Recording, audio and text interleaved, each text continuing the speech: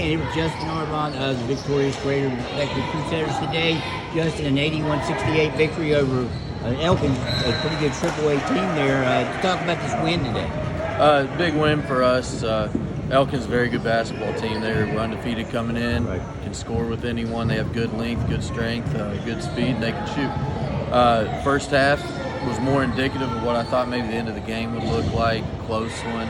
And it was close. 13 is not what that game was.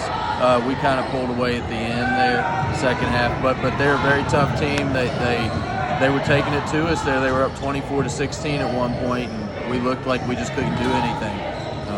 Luckily, we recovered from that. Seemed like the proverbial worm turned when you guys went on that 10-0 run over the second part of the second quarter, but it kind of went right on into the third quarter when you scored 29, even though they were close for a lot of that. The point explosion from that point in the second quarter, midway to the end of the third,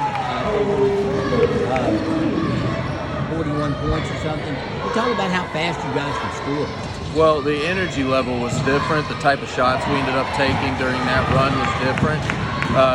It's just, if we pick up our energy level and want to get up and down the floor, then we're really tough to guard. If we want to play a half-court game, then you know, teams will have a shot at guarding us, and they did. They held us to 28 in the first half. So when we were down 24-16, we put in some of our energy guys off the bench. They picked it up immediately. We went on a 10-0 run, ended the quarter 12-3, I think it was, and ended up going 29-22 in the third quarter and 24-19 in the fourth. So that's the way we want to score. We want to get up and down the floor. Do you talk about your guard? Your three guards scored 63 points tonight. Rose, Smallwood, and Wilson. Those guys can really, when they're on, they can score in bunches. I know Caden had a bunch of points in short order to kind of help you guys get that lead. Well, right there at the beginning of the half, they hit 3 threes in a row. We came out in a zone, and that's my fault. We shouldn't have done that. Just wanted to see if it'd throw them off a little bit, but it didn't. So on the other end, though, Caden hit 2 big threes during that stretch where they hit 3 threes in a row. Kept us tied. We had a couple layups there.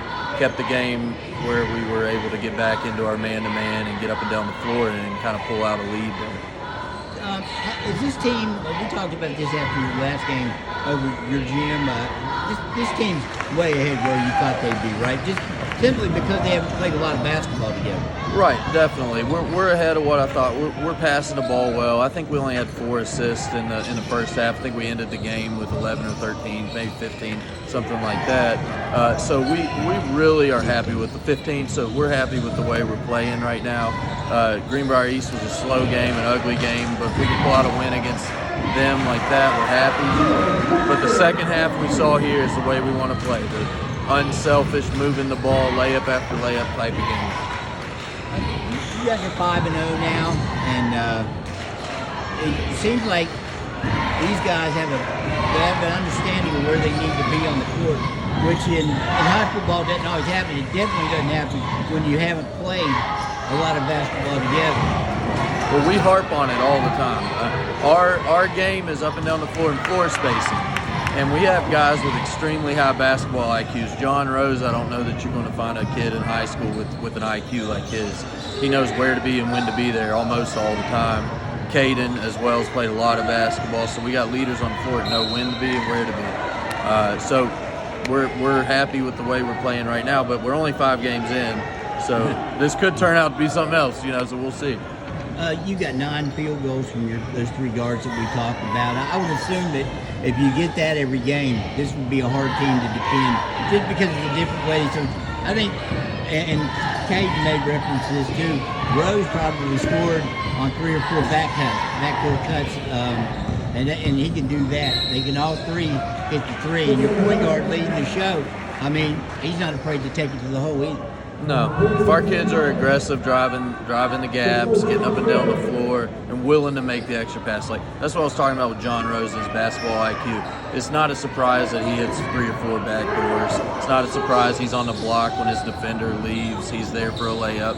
That's not surprising. That's the plays he makes. So, if our guards are willing to make that extra pass, we can be successful. Guard and IQ is very important, but I mean, you can't really put a premium on the smallest guy in the court getting in the mix and battling, I think, poor opportunities to score. He gets the third stick back and it goes in, and Right. he's the smallest guy in there. So he's got that going for him too. Right, he's a hard worker. 3 rebounds, but they were all hard-fought rebounds. Yeah, and he pulled down a couple in the second half. He ripped away from them, and they're bigger, stronger kids. He just worked harder. So that's what we love to see. How much of a leader is Caden Smallwood for you guys? How much of A leader is Caden Smallwood. Oh, a great leader. He's starting to become more vocal with our other kids and encourage them, tell them which plays to make, where to be, all that stuff. By the end of the year, he's going to be a coach on the floor for us is the goal.